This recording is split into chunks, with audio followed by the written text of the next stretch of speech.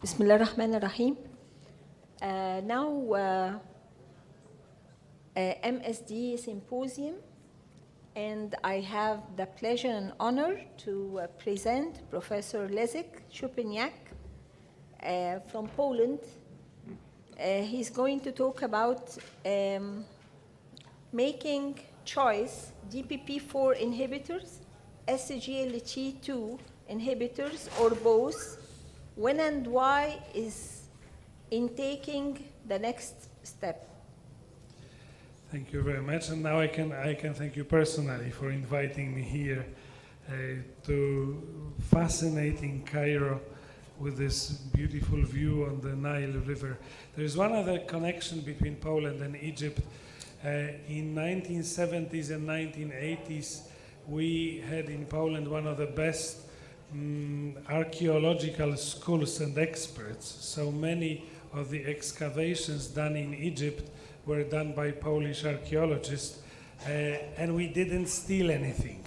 We don't have anything from your artifacts in Poland. If you come to our museums, we have pictures how it was all excavated, but we all left here.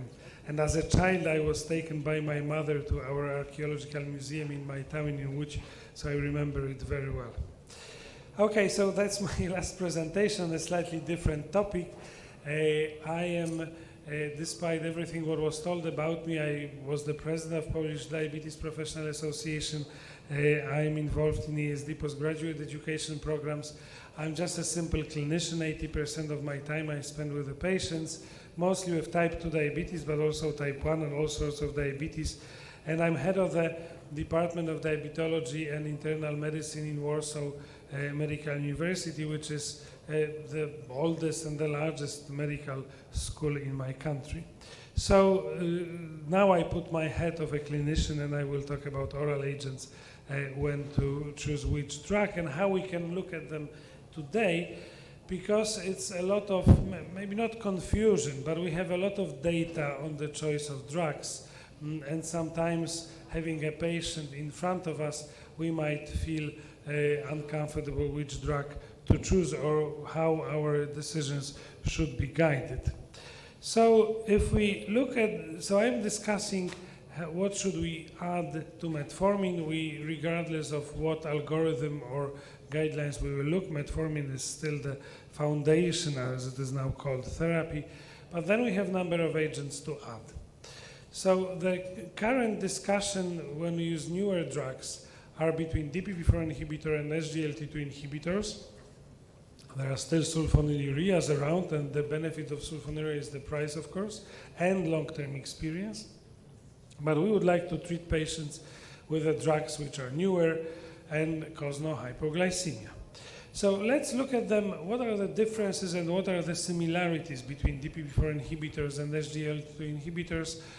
Because our decisions should be guided by these data. Incretin hormones, as we know, are a very clever way how gastrointestinal tract lets know pancreas that the food has been taken in and insulin should be released and glucagon should be suppressed. There are a number of gastrointestinal hormones. I'm not sure if you're aware that the largest organ producing hormones is gastrointestinal tract. So GLP-1, as we know, made it as a drug, and it has multiple actions, not just on pancreas, but what we like very much, it acts on the brain, increasing satiety, and acts on the stomach, decreasing its emptying. When I try to explain to the patients how incretin hormones work, I tell them that simply the drugs we use, GLP-1 receptor agonists or DPP4 inhibitors, these are the agents which make our body feel and make the brain think that we have just eaten something. So in a way, we cheat the organism using incretins-based therapies. And the first DPP4 inhibitor, which, not the first which was synthesized, because the first which was synthesized was vildagliptin, but the first which was available in the market was sitagliptin. And it's not a very new drug anymore. It's over 10 years on the market, so we are very experienced with using it.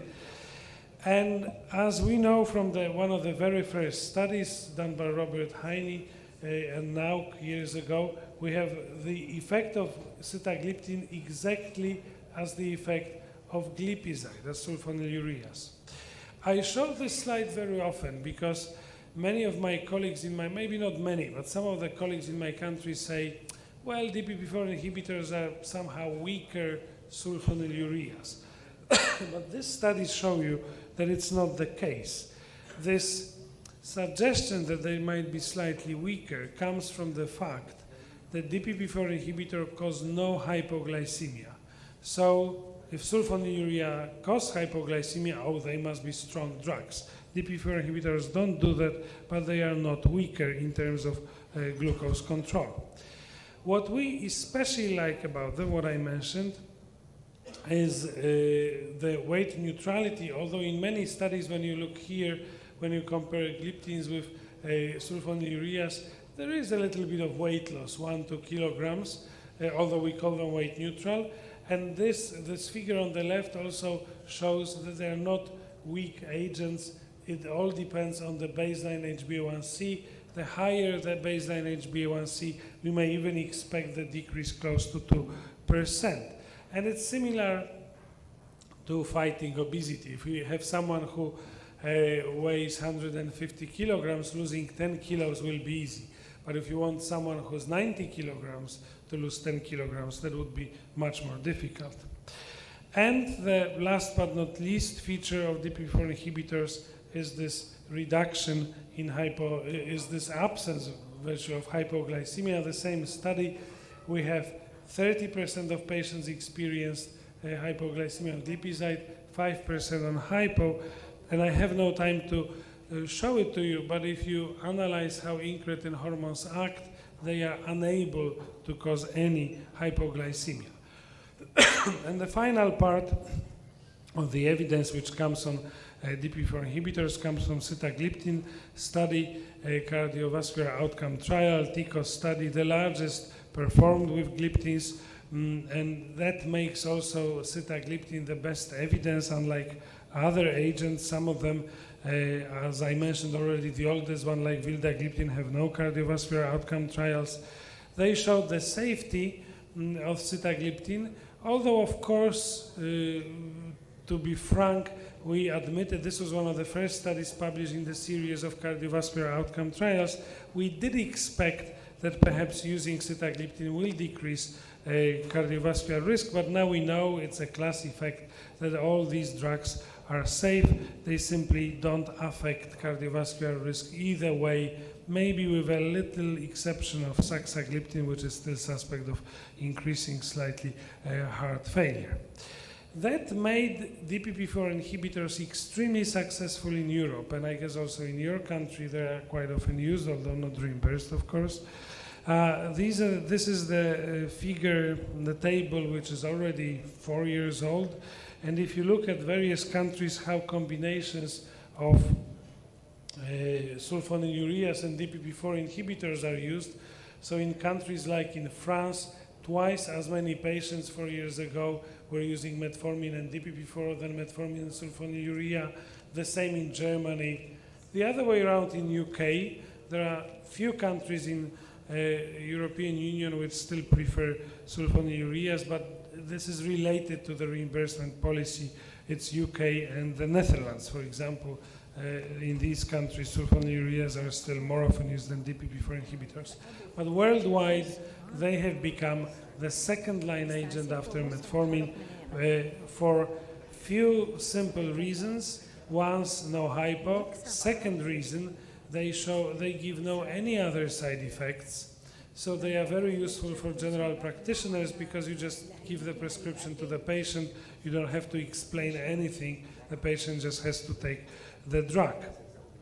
And of course, we have the combinations with metformin in one pill, which we should be using much, much more often just to improve the compliance, for example.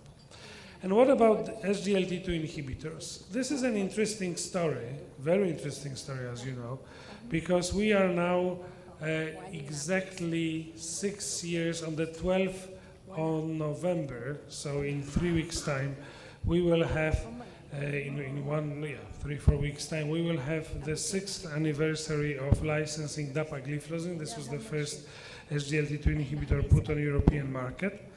And if you think about what these drugs achieved in 6 years, this is very impressive.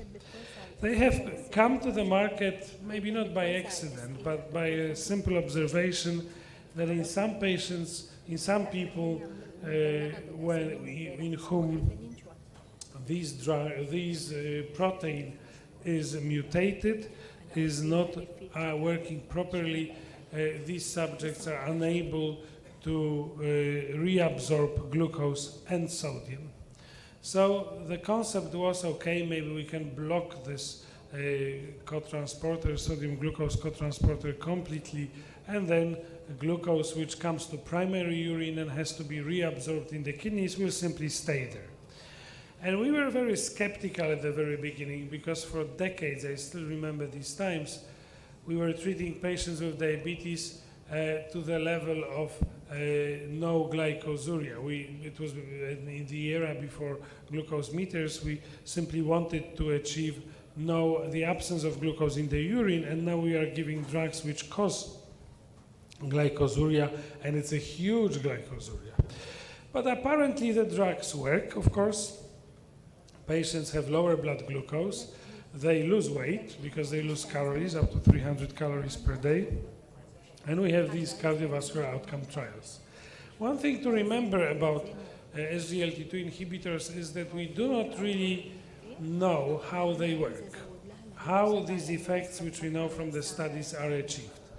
This is a study with dapagliflozin, for example, which was published in 2014, so relatively recently, which show that patients treated with dapagliflozin have higher hepatic glucose output. So liver releases higher levels of glucose when patients receive dapagliflozin, and that happens because glucagon level goes up. So this is something we probably shouldn't like in people with diabetes, have a higher level of glucagon, which increases glucose. But overall effect is positive. Glucose is lowered in these patients. This might have, for example, one of the hypotheses is that this might have beneficial effect for the heart, because glucagon is an inotropic effect.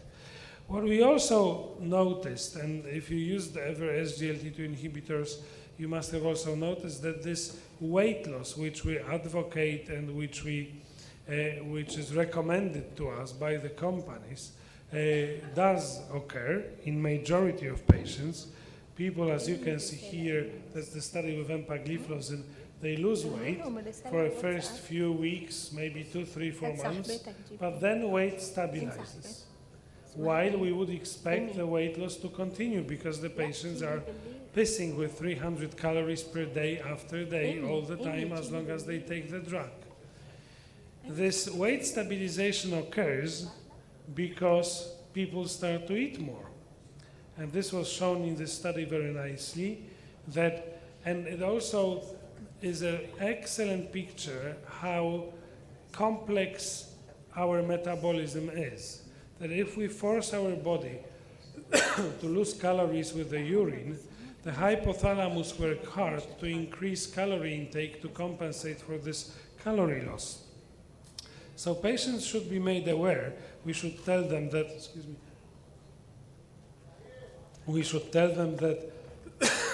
beware how much you're eating. Because after 2-3 months of having SGLT2 inhibitors, you might see that instead of having 1 sandwich for breakfast, you have 3 or 4, and the weight loss will simply disappear. So you see that it's a more complicated agent. We also have to talk about genital infections, about fluid intake, a few other issues. But since September 2015, 3 years ago, when empiric outcome studies were presented, the results were presented, we simply became delighted with these drugs in a way, although still not knowing how they act, because as you know, what we found out that empagliflozin, and now we can show the same data about other agents, may reduce cardiovascular mortality by close to 40%. It is a puzzling thing if you analyze it carefully, because if you just look here at the very beginning of the study, this effect of empagliflozin on cardiovascular mortality occurred almost on the second day the patient started to take the drugs. So this 400% cannot be related to glucose levels. It is impossible that lowering glucose within, and these studies were not even about lowering glucose, that if you lower the glucose within a month, cardiovascular mortality would decrease. It's impossible. There must be something else. So the study, these drugs are interesting because we use them for glucose lowering, but the main benefit is for decreasing cardiovascular mortality through probably glucose-independent mechanisms in a subset of patients with increased cardiovascular risk, because only those patients were enrolled in this study. So whenever you think about the results and how the drugs should be used over large trials, we all should look at the baseline profile of the patients enrolled in this study. So in EMPA-REG outcome, we had studies, we had patients with a little bit over 60 years of age, but half of them had myocardial infarction and a quarter had stroke. So they were really sick patients with advanced diabetes, with advanced complications. And these patients, using empagliflozin, decreased cardiovascular mortality, as we now know, largely through improving heart failure function. And empagliflozin is not the only one. We have also the data from CANVAS study about canagliflozin, where also a very similar risk reduction, like 14%, was achieved. So we have, we think it's a class effect in SGLT2 inhibitors. They improve heart function and thus they decrease cardiovascular mortality. But as I said, a bit more complicated agents to use with a less known mechanism of action. This class effect, as I said, the companies hate this phrase, but that is very clear from the studies we see. In 3 weeks' time, we will have the results published from DECLARE study on dapagliflozin, and what AstraZeneca already released, we may be pretty sure that these pictures of decreasing heart failure or risk of heart failure hospitalizations as shown in empagliflozin, canagliflozin will also be found in dapagliflozin. But again, these are the patients with largely damaged cardiovascular system. So this comparison of these two agents all bring us to this consensus, which already was described and commented upon by Professor Didac Mauricio from Barcelona. And because we will be discussing this document a lot, we might not like the recommendations because of the price. It's really for each country's algorithm. But pathophysiologically, it's a very interesting approach, and I guess we may all agree with that. So if you look at this global figure here with all the options, and if you look how many SGLT2s are mentioned, I guess you will find them in 9 places. And if you look at DPP4 inhibitors, they will be mentioned in 7 places. So the feeling we might all have that SGLT2s are now all over and they dominated type 2 diabetes treatment is not really true. They have been put forward to be used as the second-line treatment in patients with cardiovascular disease, and this cardiovascular disease should be understood and is understood as coronary heart disease, cerebrovascular disease, or peripheral artery disease. And of course, patients who had myocardial infarctions. And of course, they should get SGLT2 inhibitor without any question. But if you look at other options, you can use other agents as well. And what I like in particular is the middle part of this picture, because here, this is the least helpful part of this algorithm. As much as I agree with it, I may be also critical. because it says in patients who wants to avoid hypoglycemia, you may start with DPP4 inhibitor, add SGLT2, or start with SGLT2 and then add DPP4 without any comment, okay, why first DPP4 or why first SGLT2 in patients in whom you want to avoid hypoglycemia. My critical view comes from the understanding that we want to avoid hypoglycemia in all patients, not just in some of them. At the same rate, we want to induce weight loss or not to cause weight gain in all patients. So actually, this middle part of this figure is not very helpful and doesn't tell us a lot how we should choose the agents. The next step probably, which we will see in our daily practice and with prices falling down, we will see that metformin will be followed by one, again, if I could have my 2 or 3 more slides.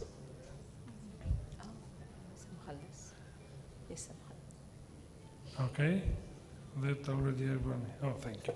So I think the next step which we'll see in our practice is more frequently combination of DPP4 inhibitor and SGLT2 inhibitors together.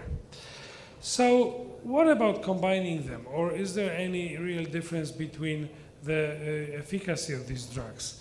During the Berlin meeting of the AASD and also in the ADA earlier this year in June, the series of studies called Composite were presented with sitagliptin used with insulin, with a few other quite well-defined clinical conditions. I'm just showing you one because we do not have many studies like that. This is a comparison between sitagliptin and dapagliflozin in patients who would be eligible for second or third oral drug, in patients with eGFR around 70, 80. So basically not, we would call it moderate renal insufficiency or moderate renal failure, but in fact we treat them as patients who already have diabetes for a few years, kidneys have been only a little bit impaired.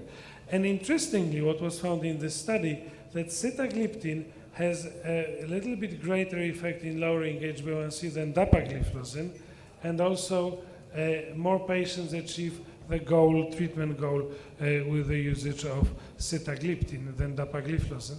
This might be explained by 2 things. One, even little impairment of kidneys will affect efficacy of SGLT2 inhibitors. They need properly functioning kidneys to be effective. And also the compliance, as DPP4 inhibitors, and in this example, sitagliptin, are much, much better tolerated. As I said, they have become the drugs of choice by GPs across Europe and also across US. So if we want to compare them, finally, if we look at DPP4 inhibitors and SGLT2 inhibitors, kind of a clinical characteristics. So DPP4 inhibitors are effective, they cause no hypoglycemia, they are weight neutral, they are also neutral in terms of cardiovascular risk, they cause no side effect. I know that in drug characteristics you will have some things which may occur, but in clinical practice they cause no side effects. However, their action is related to preserved beta cell function. Because if you remember this first figure, how incretin hormones act, beta cell must be there, must be active to respond to either GLP-1 receptor agonist, to a native GLP-1 receptor agonist, which level is increased by blocking DPP4. If we look at SGLT2 inhibitors, there are some similarities and some differences. They are effective as well. They cause no hypoglycemia. They cause weight loss, but as I said, it's of limited power, and many patients stop seeing weight loss after a few weeks. It offers cardiovascular risk reduction, mostly related to a reduction in heart failure, congestive heart failure. Side effects are to be expected, and patients have to be told at least about genital infection. 5% of men, 10% of women, they do occur. We talk to patients about it. We talk about increasing hygienical regime just to prevent genital infections. Sometimes we have to treat them with antimycotic agents. So these patients should be told about it. And actions of SGLT2 inhibitors is related to preserved kidney function. So we can use SGLT2 inhibitors even in, as you know, it is off-label use, but somehow becoming more and more popular in type 1 diabetes patients, as long as kidneys are working. So we have two things in common, which is being effective and causing no hypoglycemia, a number of different agents. So finally, if you look at the natural history of diabetes, my take on using DPP4 inhibitors or SGLT2 inhibitors, which to choose and how to combine them, I would make a figure or I would suggest something like that. This is what I and my colleagues are trying to use. If we have a patient without myocardial infarction, because that's a clear sign of cardiovascular disease, that's probably the way we should follow today. So starting with metformin, adding DPP4 inhibitor. We still use a lot of sulfonylurea in my country, in a few countries in Europe because of the price. And of course, as a fourth oral agent, SGLT2 inhibitor is also possible, or as a third. Interestingly, this consensus just published is not mentioning for quadruple therapy, oral therapy, and we will see it more and more often. If patients do have cardiovascular disease, so they did suffer myocardial infarction, metformin should be followed by SGLT2 inhibitor, then GLP-1 receptor agonist, but that's not available for many patients because of the price. Here is even place for pioglitazone, which has nice data on preventing second myocardial infarction. By drawing these two pathways, I try to suggest that if we all succumb, if we all give in to this notion that this newest consensus is only promoting SGLT2 inhibitor, we will lose the option of using DPP4 inhibitors and using the benefits of using this oral agent without hypos, weight neutral, at the early stages of the disease. If we think or if we remind ourselves about DPP4 inhibitors later in the course of diabetes, in patients who are treated with insulin, for example, multiple injections, then DPP4 inhibitors simply do not work. You need to have preserved beta cell function. So the sooner they are used, the better our effects, and then it's time for combining them with other oral agents. Thank you very much for your attention. Sorry for extending.